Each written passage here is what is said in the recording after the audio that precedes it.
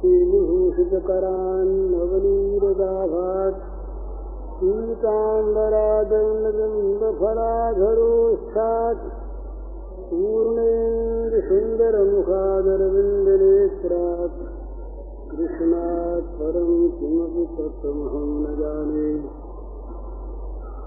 ध्यानाभ्यासवशीकतेन मनसा तन्निर्गुणं निष्क्रियम् ज्योतिषिञ्चनयोगिनो यदि परं पश्यन्तु पश्यन्तु ते।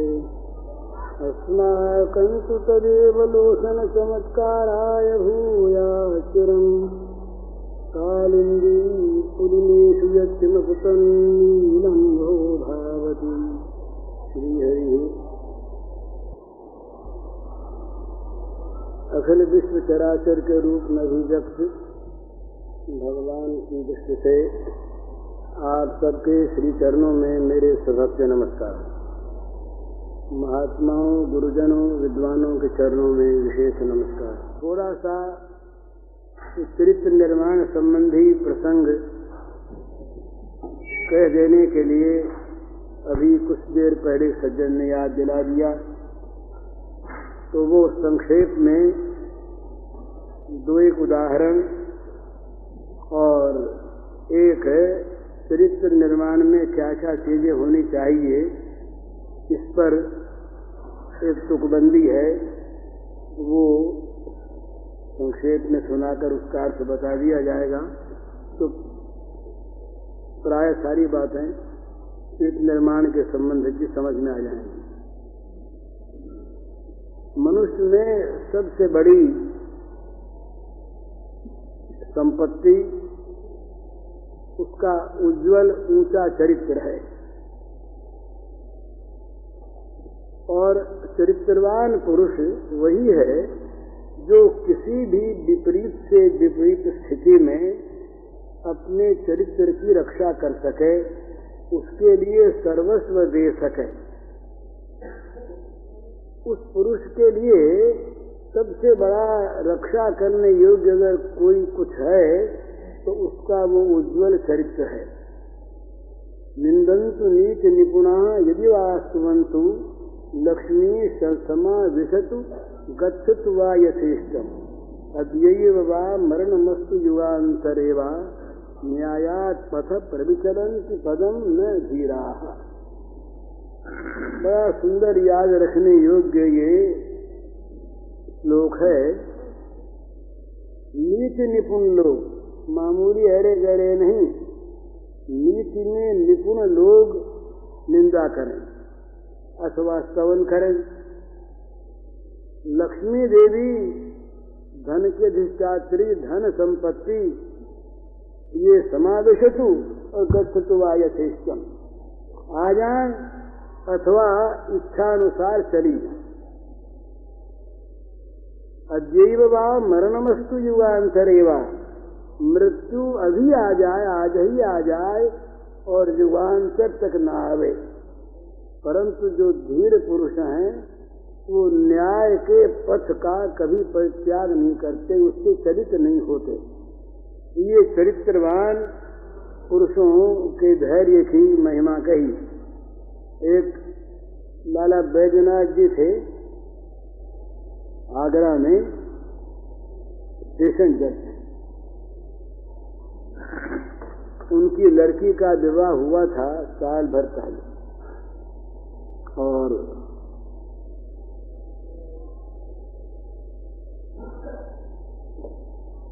साल भर के बाद ही कोई ऐसा प्रसंग आया कि उस लड़के के द्वारा, उस दामाद के द्वारा किसी आदमी का खून हो गया।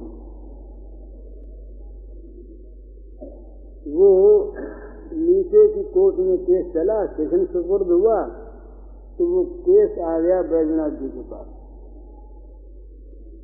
अब घर वाले सब प्रसन्न, अब तो बच्चा छूट ही जाएगा। बैजनाथ जी उसके ससुर हैं, साल भर पहले विवाह हुआ, बड़ी प्यारी लड़की है, छूट ही जाएगा। दूसरे कोर्ट में ले जाने के लिए विपक्षियों ने दरखास्त दी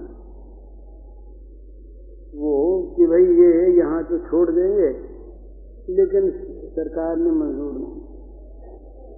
केस उन्हीं के पास रहा, ये सत्ता था। गवर्नर अंग्रेज थे, वही उस समय सर्वे सर्वा होते थे प्रांत के। वो देख रहे थे कि देखिए क्या फैसला देते। बैजनाथ जी ने फांसी की सजा सुना दी। हृदय पर बजर रख कर सजा सुना दी फांसी की। सजा सुनाते ही तो फांसी होती रही ना। सजा के बाद दिन नियत होता है तब फांसी होती है। गवर्नर तक खबर पहुंची, गवर्नर ने अपने अधिकार से उसको छोड़ दिया, सजा से मुक्त कर दिया। तो सजा से मुक्त ये होता भी नहीं, लेकिन बैजनाथ जी अगर कभी अपने न्याय पथ से विचलित हो जाते तो वो गिर जाते।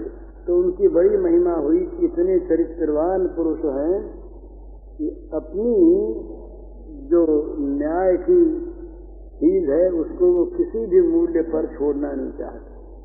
हमारे ये टंडन जी रहे, पुरुषोत्तम दास जी टंडन, इस युग के बहुत बड़े ऊंचे सत्यवादी पुरुष। ये सुनकर आश्चर्य होगा आपको, मरणासन्न थे।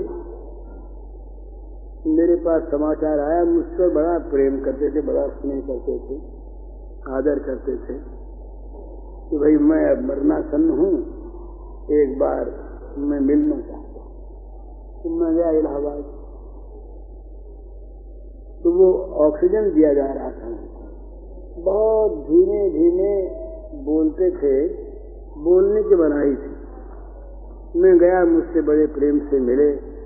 तो उनके लड़के ने या किसी घर वाले ने मुझसे कहा कि आप एक काम करो। मैंने कहा क्या? बोले बाबूजी के लिए दवाई आई है अस्पताल, वो दवा लेते नहीं। इसलिए नहीं लेते हैं कि आज अस्पताल तो बंद है और दवा के पैसे दिए नहीं गए। वो कहते हैं कि दवा की उसके पैसे नहीं दिए गए, वो दवा नहीं लेते। तो मैंने कहा उनसे कि बाबूजी दवा ले लीजिए।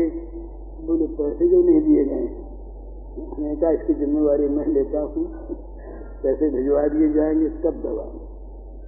तो हर साल 300 या 400 रुपया म्यूनिसिपल चूरी का भेजते थे अपनी तरफ, इसलिए कि उनके यहाँ आने वाली चीजों को कोई भेजते थे। तो बोले वो हिसाब से ठीक हो गया। तो उन्होंने लिखा कि हिसाब तुम जानते हो कि मैं जानता हूँ। अब हमारा हिसाब आमदनी का हिसाब तो हम जानते हैं, तुम कहाँ जानते हो। पिछले दिनों में जब राशन थी, राशन के जमाने में इनके यहाँ हमेशा अतिथि आते रहते और ब्लैक से ये खरीदना पाप समझते। और राशन जितने आदमी उससे ज्यादा लाते हैं। तो मान लीजिए रात को आदमी आ गए, अब इनके तो घर में आटा दाल है नहीं, अब कल फिर आएगा तो काम चलेगा। तो इनके लिए राशन वालों ने ये सुविधा कर दी थी, करनी पड़ी उनको कि इनका जब रात को भी आदमी आवे तब दुकान खोलकर राशन दे दिया जाए। इनके एक लड़के की वो पब्लिक सर्विस कमीशन में नियुक्ति हुई। तो इन्होंने चिट्ठी लिखी कि ये नियुक्ति जो की है ये टंडन के लड़के की है कि योग्यता देखकर की है। ये सब अनोखी बातें हैं आज के युग में। तो अगर योग्यता देश की है तो ये योग्यता उसमें है नहीं, और टंडन के लड़के की है तो क्यों की। तो बेचारे वो लोग सब टंडन जी के पास दौड़े आए कि महाराज किसी तरह से लाज बचाओ, ये हो गई तो हो गई, आप इस पर बोलो मत, चिट्ठी अपनी वापस लो, नहीं तो। बोले किया क्यों तुम? इसका अगर हम प्रश्रय दें इसको तो हम न्याय का गला घोंटने लगे स्वार्थवश। ये आज के युग के आदमी की बात है बना। ये चरित्रवान पुरुष का ये एक दृष्टांत है। इस प्रकार के चरित्रवान पुरुष किसी प्रकार से भी एक पैसा किसी दूसरे का हक का अपने आ जाए तो उसे लेना स्वीकार नहीं। तो आज तो हमारा चरित्र गिरा है सार्वत्रिक, केवल पैसे में नहीं गिरा, पैसे में तो गिरा है ही। आज हम जिसको ईमानदारी कहते हैं वास्तविक, वो ईमानदारी तो ढूंढे शायद मिले, लेकिन वो जो घृणा निकल गई है ये चोरी से, डकैती से, ये बहुत बड़ी बुरी चीज है। ये चरित्र का पतन करने वाली। हमारे यहाँ की एक देवी ने 3-4 वर्ष पहले की बात है, असेंबली में हिंदू नारी ने कहा कि सतीत्व जो है ये एक प्रकार का प्रमाद। अब जिस देश की स्त्रियां सतीत्व के नाम पर जल मरती, मैं चित्तौड़ गया महाराज, तो वो उस कूप को देखा, उस गढ़े को जिसमें वो हमारी माताएं, हमारी वो देवियां सतीत्व के रक्षा के लिए जलती हुई आग में कूद पड़े। वहां की रजकण को देखकर मन में श्रद्धा उत्पन्न हुई। मैंने वहां मेरे साथियों ने सबने दंडवत प्रणाम किया कि देखो कितना इनका त्याग है। एक शरद सुंदरी देवी थी। शरद सुंदरी देवी 14 वर्ष की लड़की, बंगाल में कलकत्ते के पास एक जिम्मेदार की वो पत्नी थी। जिम्मेदार का देहांत हो गया तो कलेक्टर उस जिले के अंग्रेज थे, वो मातम पुरसी के लिए घर पर आए, उस बहन से मिले। उन्होंने स्वाभाविक, अंग्रेज थे, उनके यहाँ की अपनी चाल है, उसने कहा बेटी तुम्हारी छोटी उम्र है अभी, तुम शादी कर लो। सुन लिया उसने, बोली नहीं, और उस दिन से उसने अन्न त्याग कर दिया, अनशन शुरू कर दिया। तो कलेक्टर तक खबर पहुंची कि भाई अन्न त्याग कर दिया, क्यों कर दिया। तो वो कलेक्टर गए, कलेक्टर ने जाके कहा बेटी क्या बात है, क्यों तुमने अनशन शुरू किया। बोले मुझे कानों से ये बात सुनने को मिलती, करनी तो दूर रही, अपनी इच्छा की बात तो अलग, इस तरह की बात कानों में आ गई, इसका प्रायश्चित कर रहा। तो अंग्रेज कलेक्टर ने कहा बेटी मैं तुम्हारे इतने ऊंचे भाव को जानता नहीं था, अपने देश की चाल के अनुसार मैंने कह दिया तुम अन्न ग्रहण करो, नहीं तो मैं अनशन करूंगा। तो उसने अन्न ग्रहण किया। ये चरित्र हमारे यहाँ का कितना ऊंचा चरित्र है। दूसरे के अधिकार की रक्षा के लिए अपने अधिकार को छोड़ देते। ये लाला बैजनाथ थे, ये संक्षेप में सुनाता हूं मैं, बहुत घटनाएं ऐसी हैं। बैजनाथ नहीं, लाला बलदेव सिंह, इसी देहरादून के थे, बड़े सज्जन, बड़े साधु पुरुष। उन्होंने एक छपवा रखा था मोटो, पिताजी सब आपके भक्त बन गए भगवान के लिए। तो उनका 2 भाई थे, भाइयों में बंटवारा हुआ। तो उस जमाने के बहुत बड़े जमींदार थे, तो 23 गांव थे। तो गांवों का हिसाब किताब देख करके उन्होंने 12 और 11 गांव रखे। अब 11.5 तो होते नहीं, आपस में बड़ा प्रेम।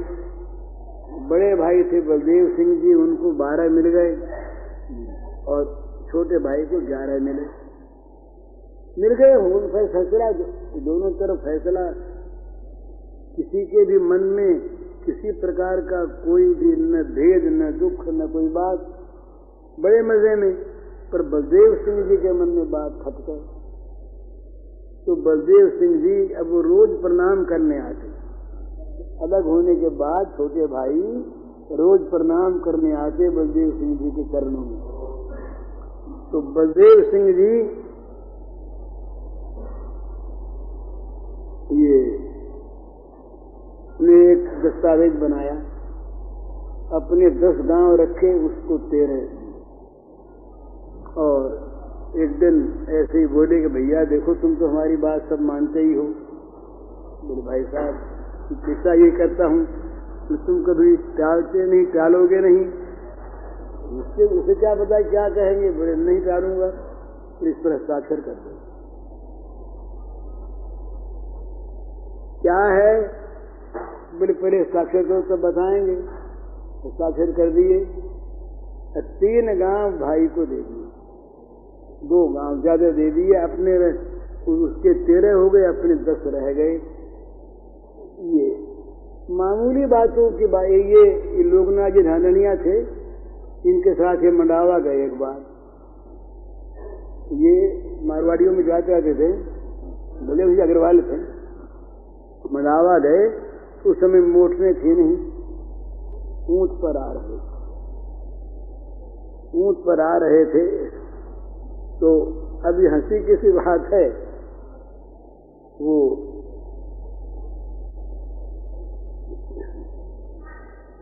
ऊंट को हाँक रहे थे शायद कोई, तो उसको ये कोई मामा कौन, हाँ मुझे भूल गया, तो उसको साला कह दिया ऊंट को। साला चलता नहीं, तो उनने कहा कि ये ऊंट को यहीं पर बोले क्यों? बोले ये तो लोकनाथ जी के मामा हो गए। अब इस पर कैसे बैठे हम? बड़ी युक्ति। बोले अब तो इस पर बैठेंगे नहीं, दूसरा ऊंट मंगवाओ। तो दूसरा ऊंट तो चाहे। अब वो उस दिन से आइंदे साला कहने की उन लोगों ने शपथ ले ली। बात छोटी सी, पर चरित्रवान पुरुष जो होते हैं अपने चरित्र के द्वारा, हमारे यहाँ तो कहते हैं कि सारे भूमंडल को अपने चरित्र के द्वारा शिक्षा देते थे। यहाँ के भूदेव ये इस से अग्र जन्मना चरित्र शिक्षा, अपने अपने चरित्र के द्वारा सारी पृथ्वी को शिक्षा देते थे। कितना ऊंचा चरित्र! तो ये मन वाणी शरीर हमारे पास 3 हैं, इंद्रियां हैं, मन है और वाणी को है तो इंद्रियों में ही, पर इसको अलग ले लेते हैं।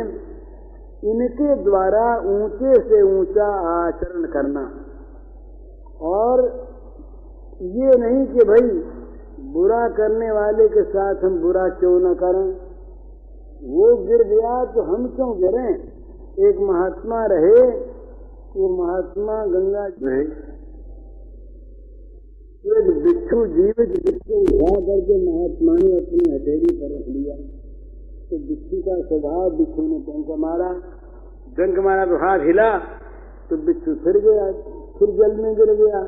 तो उठा के फिर रख लिया, दोबारा फिर डंक मारा, फिर गिरा, तीसरी बार फिर उठा के रखा। तो बगल में लोग नहा रहे थे, उन्होंने कहा महाराज आप पागल क्यों हो गए हैं, बार बार बिच्छू को उठा करके डंक मरवाते हैं, कटवाते हैं, क्या फायदा। तो बोले भाई देखो, बिच्छू अपना स्वभाव नहीं छोड़ता, तो मैं अपना स्वभाव क्यों छोड़ दूं। बिच्छू का स्वभाव काटना है, मेरा स्वभाव बचाना है। तो बचाने के स्वभाव को बिच्छू काटता, इसलिए मैं बिच्छू बन जाऊं। तो चरित्रवान पुरुष जो होते हैं वो दूसरे दुष्ट चरित्रों को नहीं देखते, उनको देख करके अपने चरित्र की रक्षा करना ये नहीं सोचते। उनका चरित्र तो अपनी संपत्ति, दूसरे का चरित्र चाहे कैसा ही हो, बुरा आदमी बुरा काम करता है, पर भला आदमी बुरे की नकल क्यों करे? तो जिसको भी अपने चरित्र का, अपने सदाचार का मन में गौरव है, वो किसी भी हालत में सदाचार को छोड़ेगा नहीं, चाहे कितना ही उसके पास प्रलोभन आ जाए। ऐसे उदाहरण बहुत जीवन में मैंने देखे हैं, आप सबने देखे होंगे। अच्छे पुरुष जो होते हैं वो लोभ और भय इन दोनों के वश में नहीं होते और वो अपने चरित्र को बचाए रखते हैं। और वो अनायास हम लोगों में तो ये हो गया है, जिन हम लोगों में चरित्र के प्रति कोई आस्था नहीं रही, वो जिंदगी में ही विनोद में ही अपने चरित्र को खो देते हैं, हंसी मजाक में ही, कौतूहल में ही। पर जो ये कैरेक्टर है, चरित्र जो है, इस सबसे ऊंची संपत्ति है, इसकी रक्षा होनी चाहिए। तो इसके संबंध में कुछ ये लिख रखा है, चरित्र के संबंध में संक्षेप ये पढ़ देता हूं मैं। रक्षा करो पराधिकार की, करो त्याग अपना अधिकार, यथा साध्य पर आशाओं को पूरी करो सहित सत्कार। दूसरे के अधिकार की रक्षा करो, अपने अधिकार का जहाँ त्याग करना हो कर दो। प्राणी पदार्थ परिस्थिति से तुम रखो कभी न कुछ भी आश, करो आत्म सुख की अभिलाषा जो है नित्य तुम्हारे पास। दूसरे से जो आशा करेगा वो हमेशा दुखी होगा। आशा ही परमम दुखम नैराश्यम परमम सुखम। आशा करनी हो तो आत्म सुख की आशा करो, जो तुम्हारी अपनी चीज है, जिसे कोई छीन नहीं सकता। जो सुख सिद्धि हेतु करता है अन्य किसी से कुछ भी आस, आत्म सिद्ध सुख से वह वंचित रहता होता सदा निराश। जो केवल सुख के लिए दूसरों से आशा करके उनमें सुख ढूंढता रहता है, आत्म सुख उसे नहीं मिलता, वो सदा निराश होता है। समझो तुम जिन जिन बातों को अपने हित मन से प्रतिकूल, उन्हें न बरतो कभी किसी से, समझो इसे धर्म का मूल। श्रूयताम धर्म सर्वस्वम श्रुत्वा चैवावधार्यताम आत्मन प्रतिकूलानि परेशान समाचरित। ये व्यवहार शास्त्र का एक निचोड़ है। व्यवहार ठीक रखना हो तो सीधी कसौटी है। जो बातें हमको बुरी लगती हैं दूसरे के साथ मत करो। हमें कोई गाली दे, रूखी बात कहे, शाप दे, हमारा अनिष्ट करे, हमारे घर में चोरी करे, बुरा लगता है ना, तो ये दूसरे के साथ मत करो। समझो तुम जिन जिन बातों को अपने लिए मन से प्रतिकूल, उन्हें न बरतो कभी किसी से, समझो इसे धर्म का मूल। दोष न देखो कभी किसी के, निंदा चुगली को दो त्याग, सद्गुण सद्भावों को देखो, सेवा करो सहित अनुराग। दूसरे के दोष मत देखो, न दूसरे की निंदा करो, न चुगली करो, और देखना हो तो सद्गुणों को देखो। ये उसमें बोल ये देखो, ये हुआ सद्भावों को देखो। अच्छा, अपने सभी सुखों को समझो, दुखियों से है लिया उधार।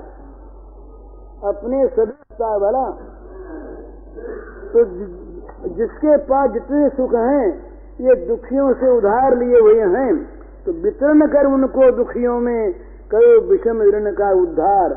अपने सुखों को दूसरों में बांट करके इस ऋण से उद्धार करो अपना।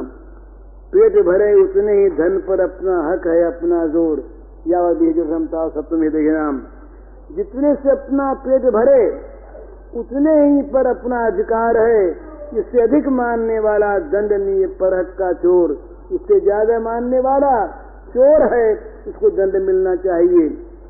यज्ञ शेष जो खाता है वह होता सब पापों से मुक्त। यदि शिक्षा संतो मुक्ति सर्व विजयी। जो यज्ञ से बचा हुआ खाता है वो पापों से मुक्त होता है, और जो केवल अपने लिए कमाता है वो पाप खाता है, वो पापी है।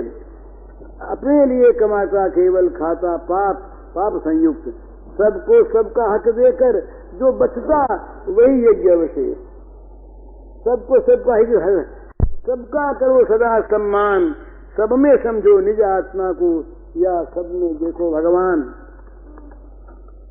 ये सब में सबसे प्रेम करो, सबको सुख दो, सबका सच्चा सम्मान करो।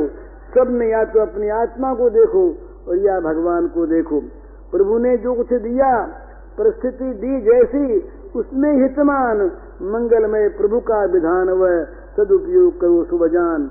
भगवान ने जैसी परिस्थिति दी उसको भगवान का मंगलमय विधान समझ करके उसका सदुपयोग करो। प्रभु की कृपा अनंत सदा है, उस पर करो पूर्ण विश्वास। उनकी सहजता से ही मिलती शांति बिना अनायास।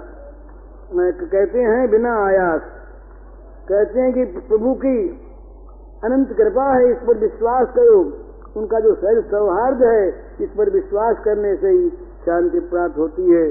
सुदम सर्वभूता नाम जात्वा माम शांति मच्छति है। नित्य क्षण भंगुर जग के सभी दुखमय प्राणी पदार्थ, उनमें स्वार्थ न देखो। साधो मन से सदा शुद्ध परमार्थ।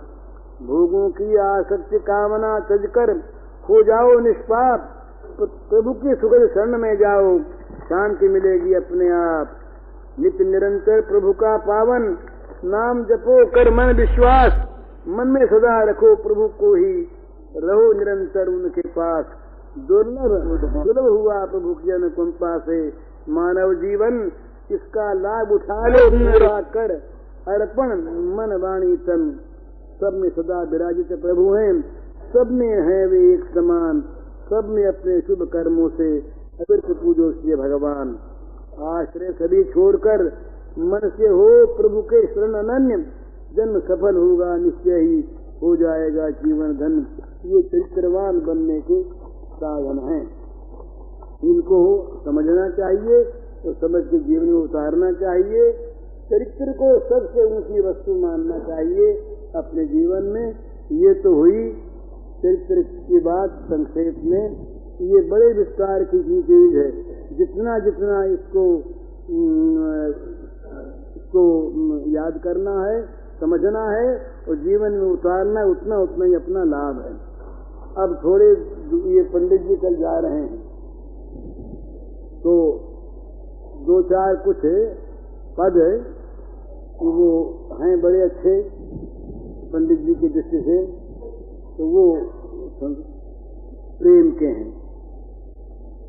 एक पद है उसमें जितने दोष हैं उन सब दोषों को प्रेमी स्वीकार करता और उनके लिए मांगता है कि वो दोष हमें बने रहें, कभी जाए नहीं, ये दोष कभी मिटे नहीं। तो ये भाव की बात है, बड़ी समझने की बात है। जितने ये भगवान ने जितनी चीजें बनाई है ना, कोई बेकार नहीं बनाई है। इनका उपयोग अच्छा करने वाला आदमी हो तो सबके द्वारा लाभ होता है। तो एक प्रेममयी गोपांगना भगवान से प्रार्थना करती है, अपने चित्त की चाह बताती है, क्या चाहती है। नहीं चाहती मनोनाश में, नहीं चाहती चित्त निरोध श्याम सिंधु में। सुरसरिवत नित वृत्ति प्रवाहित हो या विरोध। नहीं चाहती मनोनाश में, नहीं चाहती चित्त निरोध श्याम सिंधु में। सुरसरिवत नित वृत्ति प्रवाहित हो या विरोध। जैसे सुर सरिता बहती नित करती सब विघ्नों का नाश। कि मेरे चित्त की वृत्तियां श्याम सुंदर रूपी सिंधु में, श्याम सुंदर रूपी सागर में मिलने के लिए नित्य निरंतर बिना विरोध के प्रवाहित होती रहे। वृत्तियां रुके नहीं, वृत्तियां चलें श्याम सिंधु। इसी प्रकार जैसे सुसरिता बहती नित करती सब विघ्नों का नाश, वैसे ही सब भूल दौड़ता रहे चित्त प्रियतम के पास।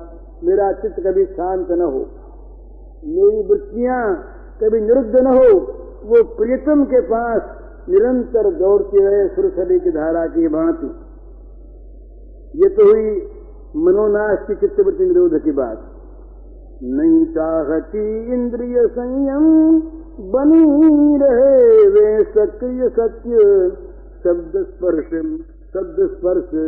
रस रूप गंध प्रियतम के सेवन रत हो नित्य।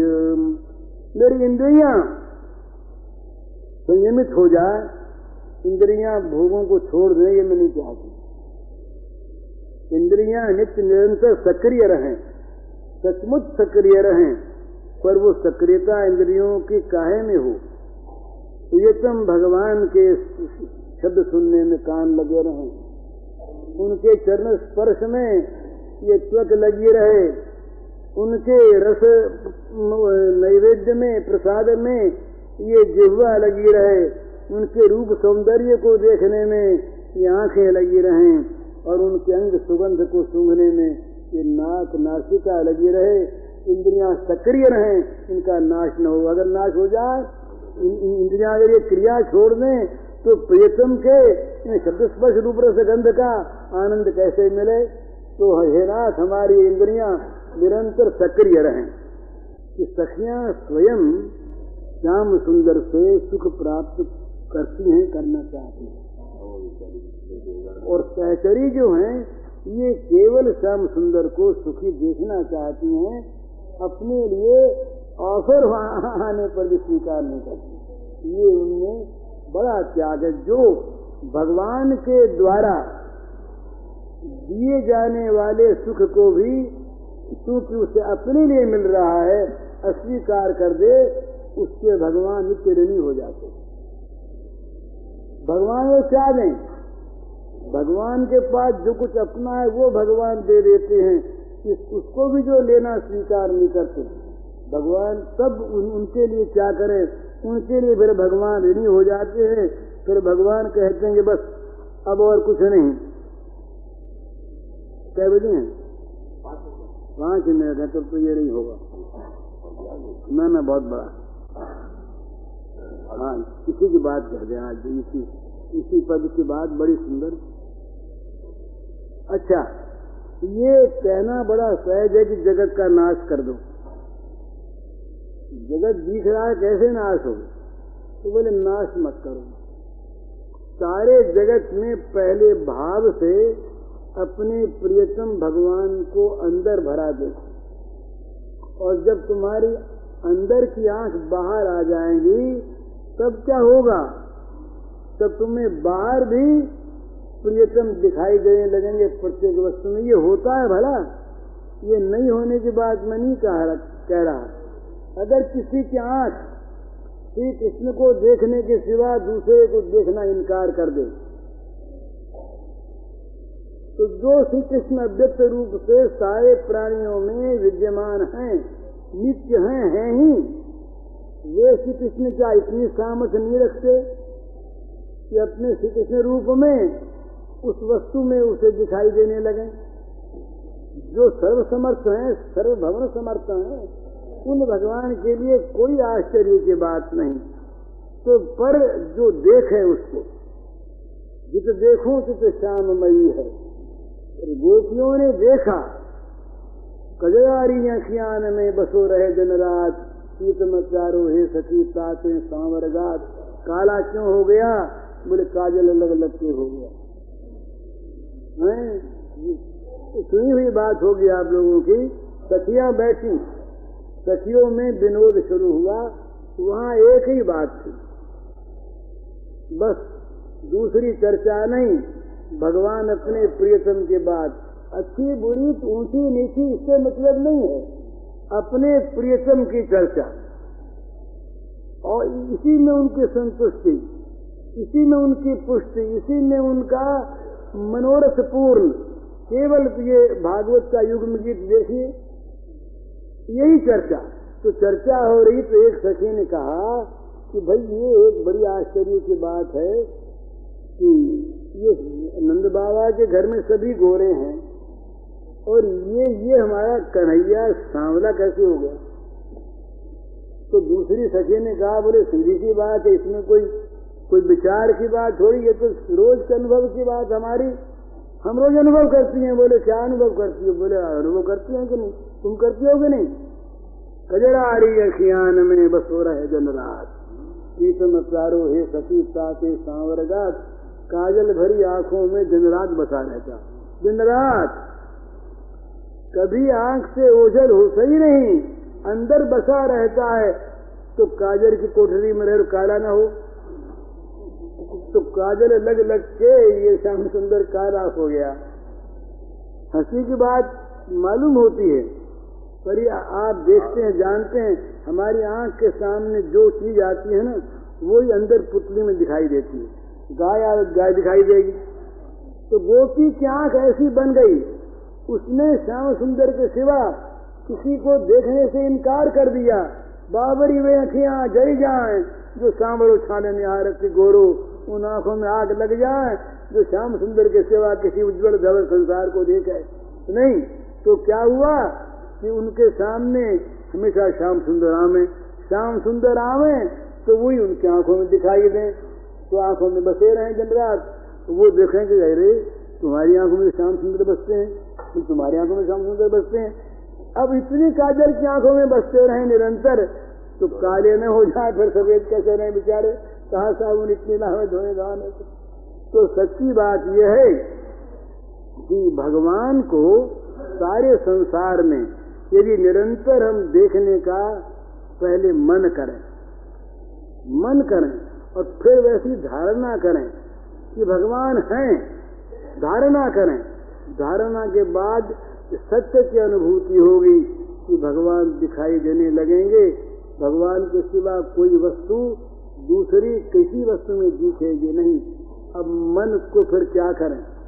मन तो रात दिन दर्शन करता है भगवान के, तो ये चीज हो सकती है तो अहंकार करें, तो इस बात का करें कि हम भगवान के सेवक सेविका और नित्य भगवान के दर्शन हम सब में करें। तो ये कामना भगवान की करें। चित्त का कभी नाश, चित्त की वृत्ति जो व्याहत गति से, अबाधित गति से भगवान की ओर जाती है, इसको सात्विक भक्ति कहा। और प्रेमी लोग जो है ना, वो तो केवल यही चाहते हैं कि हमारी चित्त की वृत्ति कभी भी शांत न हो। चित्त की वृत्ति नित्य नित्य जा करके प्रियतम के सौंदर्य माधुर्य में जा करके मिलती रहे। चित्त का निरंतर भगवान के साथ संस्पर्श बना रहे, चित्त नाश न हो। और ये इसी प्रकार इंद्रियां जो है ना, ये महाराज इंद्रियों में परिणत हो जाएगी। बिल्कुल, आप भगवान के अंग सुगंध का ध्यान कीजिए। कुछ दिनों में भगवान का जो वो अत्यंत दिव्य कमल गंध है उनके दिव्य शरीर का, वो आपके नासिका में आने लगेगा ध्यान की ध्येयाकार वृत्ति से। और ये होते होते सबसे बड़ी बात इसमें लाभ की यह है कि और चीज तो हम केवल ध्यान करते हैं वृत्ति के द्वारा, वहां है नहीं, भगवान तो वहां है। तो ध्यान करते करते असली न आ जाए कौन जानता है, और असली ना आ गए हो ये कौन कह सकता है। तो प्रेम से स्थूल इंद्रियां से भगवान को स्पर्श कर सकता है, और कोई नहीं कर सकता, कोई नहीं कर सकता। वो स्थूल इंद्रिय वो तो वो स्थूल बन जाते हैं, स्थूल के लिए स्थूल बन जाते हैं, तुच्छ के लिए तुच्छ बन जाते हैं, नगण्य के लिए नगण्य बन जाते हैं। वो ज्ञानियों के सामने नगण्य होकर नहीं आते, वहां तो बड़े ऊंचे। और जो ये ऐश्वर्य के भक्त हैं, इन लोगों के सामने भी दरबारी रूप रहता है। एक दरबारी रूप होता है, एक महली रूप होता है, दो अंतर है। महली रूप, एक महल का रूप, एक दरबार का रूप। महल का रूप वो होता है निरावरण, सजा हुआ नहीं होता, स्वाभाविक। और दरबार में जाके बल सजा करके, वहां पर दरबार में जा करके वो बच्चा छाती पर बैठ कर वो पिताजी की दाढ़ी नहीं पकड़ सकता, पर घर में तो छाती पर बैठ जाता है। वहाँ उसको उनको प्यार मालूम होता, वहाँ की विधि दूसरी, यहाँ की विधि दूसरी। तो ये प्रेम जगत में ही भगवान को सारी इंद्रियों के द्वारा, मन के द्वारा, बुद्धि के द्वारा, वाणी के द्वारा, हर एक वृत्ति के द्वारा, हर समय, हर काल में, हर जगह प्रत्यक्ष अनुभव किया जा सकता है। ये प्रेम का ही जादू है। हरि ओम तत्सत।